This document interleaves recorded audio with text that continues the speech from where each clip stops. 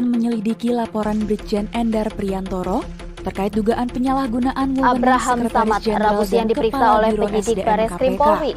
5 jam diperiksa, Samad ditetapkan sebagai tersangka penyalahgunaan wewenang. Menurut Ketua KPK, pihaknya tengah mendalami terkait 3 penyidiknya yang dilaporkan kepada polisi atas dugaan penyalahgunaan wewenang. Baik, kita akan melihat kembali ada jejak pendapat yang kami lakukan dengan pertanyaan apakah penyalahgunaan kekuasaan ini dapat dianggap anti korupsi.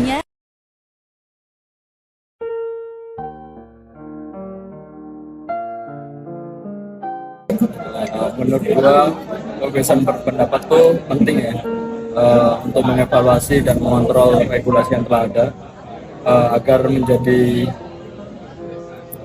demokrasi yang lebih sistematis.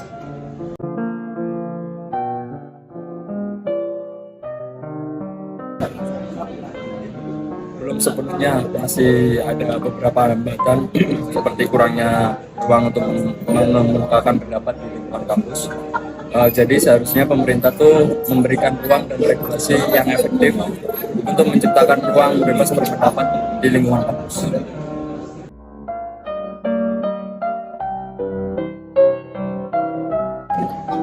Tantangan terbesar mahasiswa mungkin terdapat di internal kampus yang kurangnya ruang untuk mengemukakan pendapat dan regulasi yang telah diatur oleh pemerintah itu seperti kurang mendukung kebebasan berpendapat di lingkungan kampus.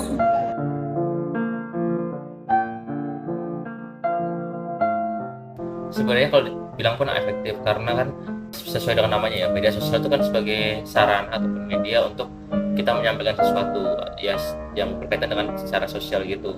Dan memang kalau misalnya digunakan dengan sebaik-baiknya itu bisa jadi senjata yang bagus lah untuk menyampaikan aspirasi, karena kan kita tahu juga banyak contoh-contoh kasus, contohnya seperti kayak pemilu di Amerika tahun kemarin itu yang sempat menggunakan media sosial sebagai salah satu kekuatan untuk mengalahkan aspirasi.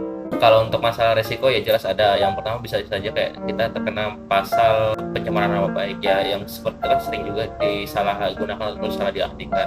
Tapi ya balik lagi, kalau misalnya kita menggunakannya dengan tepat sesuai dengan konteksnya, ya harusnya hal tersebut bisa diminimalisir lah resiko-resiko yang ada gitu.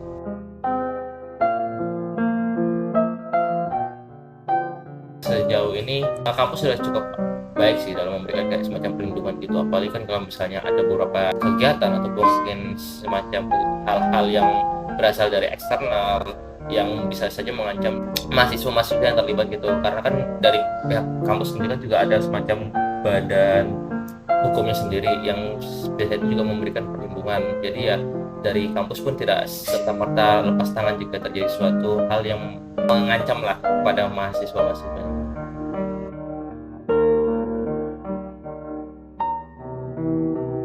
Kalau menurut saya pribadi sih mungkinnya seperti tadi, bisa menggunakan media sosial, karena ya sejauh ini dan dari sepenglihatan saya ataupun dari observasi saya, yang paling efektif itu mungkin dari media sosial, karena kan kita bisa menjangkau semua lapisan masyarakat dengan cukup mudah. Kemudian juga tidak hanya di dalam ruang lingkup negara saja, tapi bisa juga di luar negara pun ataupun di luar negeri sekalipun kita juga bisa memberikan atau mengomunikasikan hal-hal yang terjadi gitu.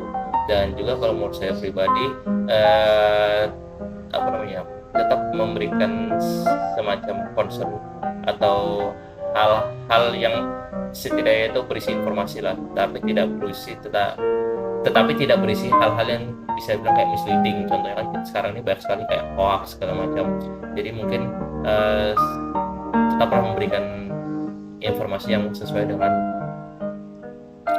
informasi yang ada gitu.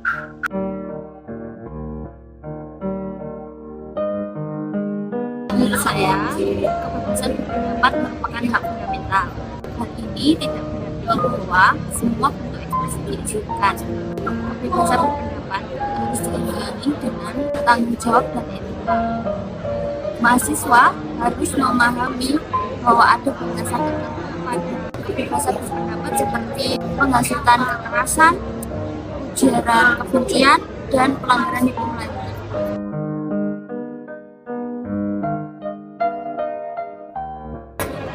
hal tersebut, organisasi mahasiswa berperan penting dalam membangun solidaritas untuk memperjuangkan kebebasan berpendapat. Mereka menjadi wadah bagi mahasiswa untuk bersatu, saling mendukung, dan bersama-sama memperjuangkan hak-hak mereka, termasuk kebebasan untuk mengekspresikan pendapat.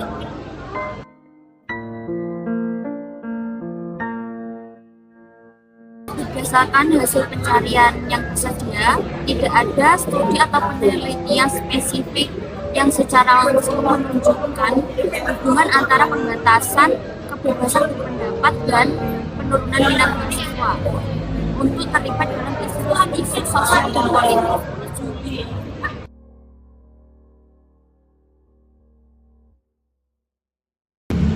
Jadi untuk itu Mas ya, kita pastikan dengan cara kayak kita tuh mengajak mediasi. Jadi kita saling bertemu keduanya gitu loh, apa yang kita inginkan, kita pastikan bahwa mereka mendengar apa yang kita inginkan gitu loh. Jadi harus ada mediasi keduanya sih Mas. Kalau misal kita lihat media sosial, itu kan kadang-kadang mereka masalah artikan ya. Jadi kayak misal kita tuh malah menjadi buronan lah ibaratnya akhirnya.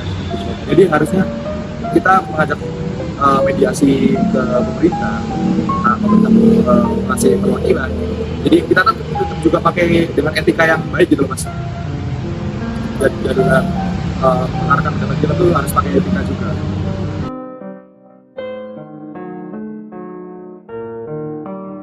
Menurut saya ini sangat penting ya. Karena apa? Karena jika dosen tidak melindungi kebebasan berpendapat bagi mahasiswa, mahasiswa hanya akan menjadi mahasiswa yang pasif dalam berpikir. Karena tidak ada yang melindungi sehingga dia merasa takut untuk berpendapat.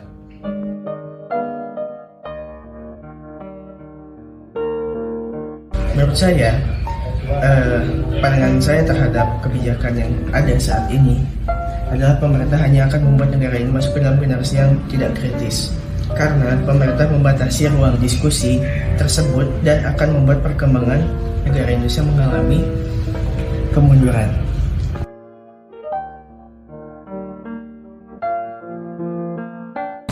Menurut saya, ruang dialog antara mahasiswa dan pemerintahan itu belum terasa tercukupi.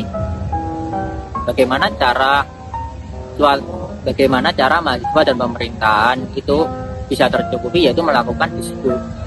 Pemerintah melakukan diskusi terbuka, di mana itu bisa melakukan dengan asinkronus maupun sinkronus. Semisal dengan bisa kayak contohnya admin Gerindra.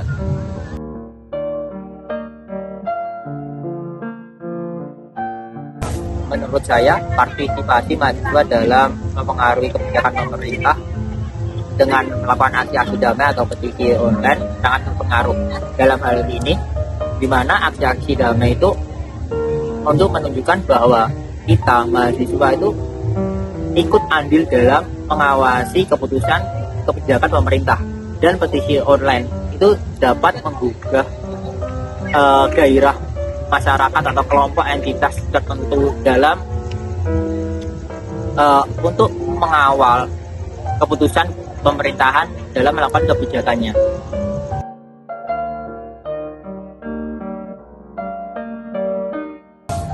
Menurut saya, pemerintah belum terlalu terbuka dalam menyikapi aspirasi dari mahasiswa ataupun kritik dari mahasiswa, karena kan masih ada beberapa pasal karet yang emang melanggar, yang bisa menjerat untuk suatu kritik tersebut, yaitu di mana adanya pasal di UU ITE.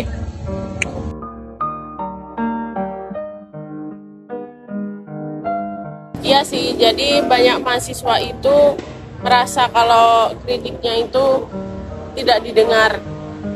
Nah, seringkali itu diabaikan karena dianggap mencari masalah, dan juga biasanya itu langsung ditindak oleh pihak kampus jika kritikannya itu terlalu sensitif. Untuk solusinya itu mungkin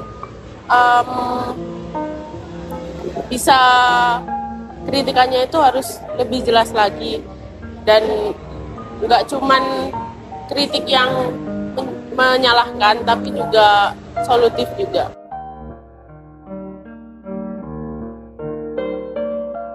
Menurut saya ada ya, terutama pada demo Omnibus Law kemarin banyak mahasiswa yang ditangkap juga karena ikut mengkritik soal politik undang-undang itu.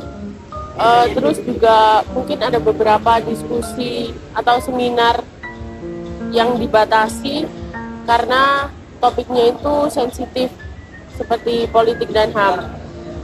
Dan juga banyak juga mahasiswa yang kena somasi karena kritikannya itu diposting di media sosial. Kalau untuk dampaknya sendiri, mungkin menjadi mahasiswa itu takut untuk menyuarakan suaranya, membuka suaranya, karena mungkin akan berpengaruh. Tindakan dari kampus itu akan berpengaruh di akademiknya, seperti itu.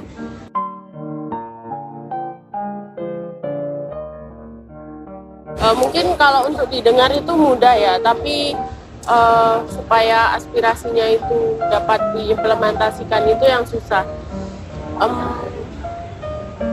Mungkin bisa mengatur strategi yang lebih baik lagi sih, kayak aspirasi suaranya itu memiliki data yang jelas juga solutif, karena ya isinya itu bukan hanya protes aja tapi juga masuk akal dan ada solusi berkelanjutan.